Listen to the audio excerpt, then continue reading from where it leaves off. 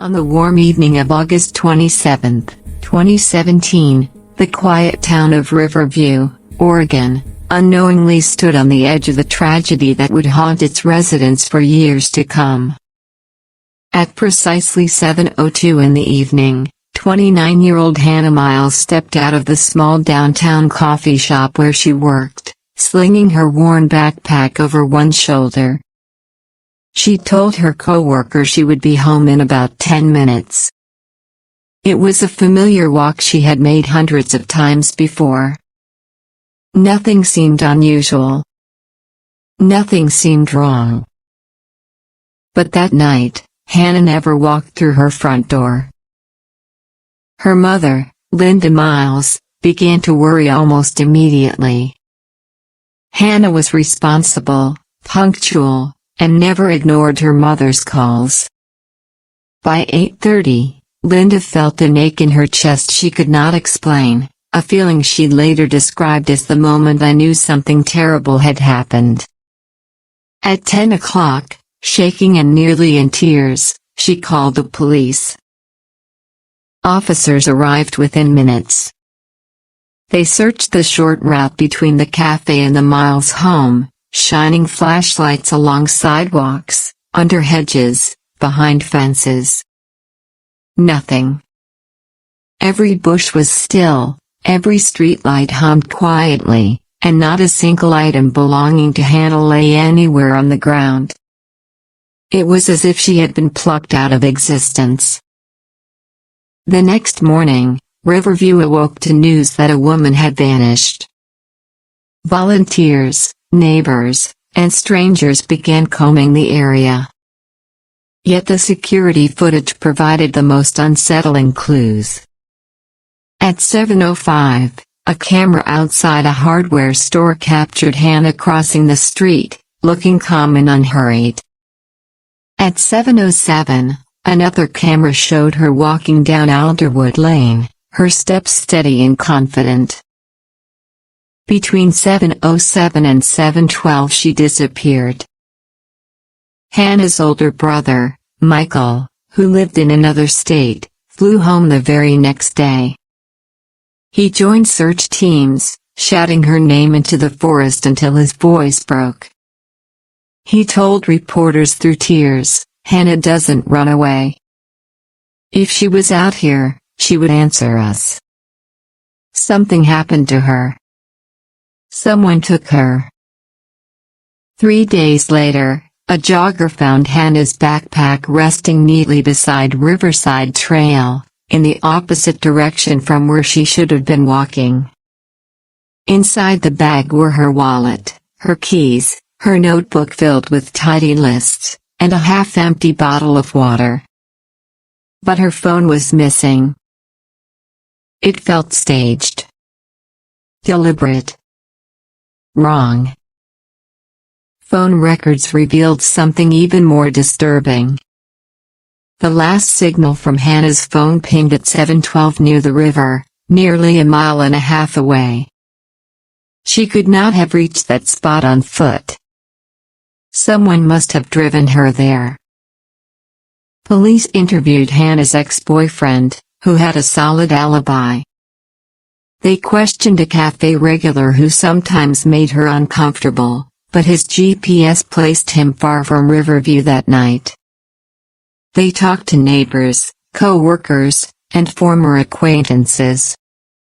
Every lead collapsed like wet paper. A year passed. Then two. The case grew cold. In the late summer of 2019, hikers found a torn piece of fabric deep in the western woods. DNA confirmed it belonged to Hannah. Her family felt their hearts split open again. Linda told the press, "Part of me hoped she was still alive somewhere.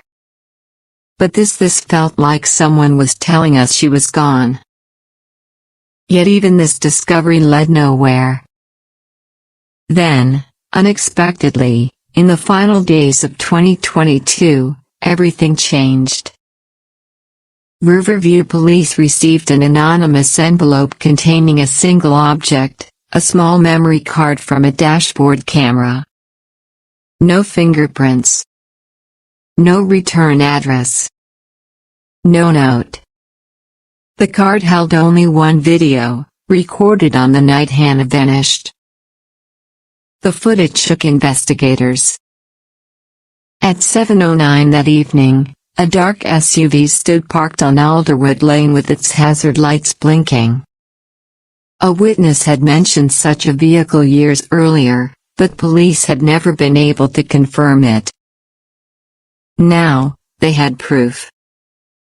The camera captured Hannah walking toward the SUV. She leaned slightly toward the driver's window, speaking to someone inside. She did not back away. She did not hesitate. She did not appear afraid. She looked familiar with the person. 2 minutes later, the passenger door opened. Hannah stepped inside. The SUV slowly drove away toward the river. When detectives enhanced the footage, they spotted a small, circular decal on the vehicle's rear window, the emblem of Riverview Animal Rescue, the shelter where Hannah volunteered. Searching through old volunteer lists, investigators found a name that had once been mentioned in passing but never seriously examined: Mark Ellison. Ellison had volunteered alongside Hannah for several months. Several women had filed complaints about his intrusive behavior, and he suddenly quit in early 2017. At the time, police never considered him a suspect because he had supposedly moved out of the state months before Hannah disappeared. But newly uncovered records showed something chilling: he had returned to Riverview 2 days before Hannah vanished. And no one had known. In early 2023, detectives tracked Ellison to a small town in Nevada, living under an alias. The SUV he once owned had been sold twice, but forensic specialists were able to recover faint traces of Hannah's DNA from the back seat. When confronted with the evidence, Ellison broke down and confessed. He admitted he had developed an obsession with Hannah during their time volunteering together. He convinced himself they shared a connection, though Hannah had never reciprocated any interest. He returned to Riverview believing they were meant to be and waited for her along her ride home. Hannah approached the SUV only because she recognized the shelter's logo. She thought she was speaking to someone familiar, someone safe. Inside the vehicle, Ellison overpowered her and drove toward the river. He later led investigators to a secluded area deep in the western woods where he had buried her. The confession devastated Hannah's family. When officers told Linda, she collapsed into her son's arms, whispering over and over, my baby," Michael later said, knowing the truth hurt but not knowing was worse. On March 18, 2023, Riverview held a candlelight vigil in Hannah's memory. Hundreds of residents attended. Many had searched for her years earlier, others simply came to honor a woman whose story had shaken their community. Linda stood before the crowd, her voice trembling. "Thank you," she said. "Thank you to whoever sent the video.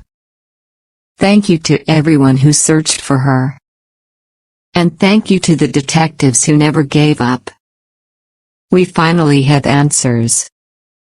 We finally know what happened to my daughter. And now she can rest." The story of Hannah Miles remains a haunting reminder that danger can hide behind a familiar face, and that truth can emerge years later, carried by the smallest piece of evidence, delivered by someone brave enough to send it.